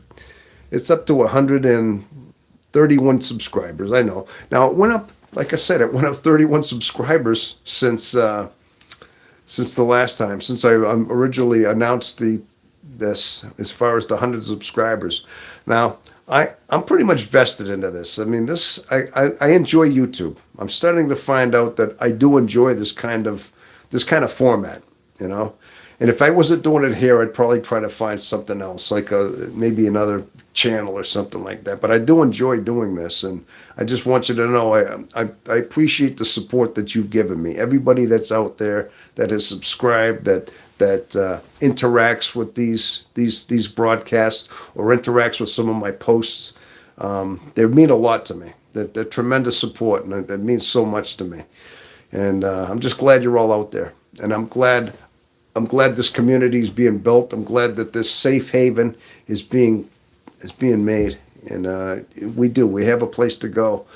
I mean, I can speak my mind right now and not think that somebody's going to talk behind my back in 2 hours and say, "Oh yeah, he said this," and he's a little bit out there. A lot of times that's what happens. We know people, like, they may look, but then they're saying something behind our back, talking about how whacked we are or something. So, okay. I enjoy learning about others and good conversation planned out or not sometime. Okay, yes, well, thank you. Cats in the Cradle. I love that. Is that from that old Harry Chapin song? Cats in the cradle of the silver spoon, little boy blue and the man in the moon. Remember that song? Cats in the Cradle, Harry Chapin. When you coming home? Okay, so I don't want to start singing. Actually, I do know that song pretty well. That's a nice song. Excuse me. I'm sorry, people. But anyway, people, it is 6 o'clock. I can't believe it. So this live broadcast was fun. This was very fun, and it looks like we went our 2 hours. So, all right. Yep, Harry Chapin. Plus, I have cats that I live with. Okay, there you go. Well, you like your birds too, and your gazebo. So you got your cats, you got your bird gazebo. That's awesome. So. Okay, well, people, I'm gonna wrap this one up here because we went and did 2 hours of this. What I'll do is I'm gonna set another goal, maybe around 500. If I can get to 500, I'll do another one, and especially I get to the 1,000. This will be another milestone. We talk about milestones. 100 was our first milestone, which we're doing right now. Next one, we can do a 5. That'll be a middle of the road. 500. We'll do the next one, okay? And then, of course, at 1,000. 1,000 is always that's the big one there. That's when, okay, all of a sudden, you mean something in this YouTube universe. Now they look at you like, okay, at least now you are taken seriously. Right now, I'm one of those small channels, but I want to build it up to being that 1,000 and beyond. It'd be great if I could have 1,000,000 subscribers. I'm not going to go with that. That takes a tremendous amount of work. I'd be happy with the next one. Always the next one. Okay. So people, I enjoyed myself very much. I'm glad you all attended. Thank you very much. Yes, thank you, Cats in the Cradle. I love it. You were like right there. You were asking questions. You were right there the whole time. I got to tell you, you warm my heart. You really do. And thank you so much for being out there. Okay. So all right. Well, anyway, so this is Tom Omega, and this is the INFJ experience, people. And this is not just my experience. This is all of our experience. We are the experience. Okay? Always remember that. Okay? Well, anyway, people, have yourself a wonderful rest of your day. Until the next one. Okay? Thank you so much. All right?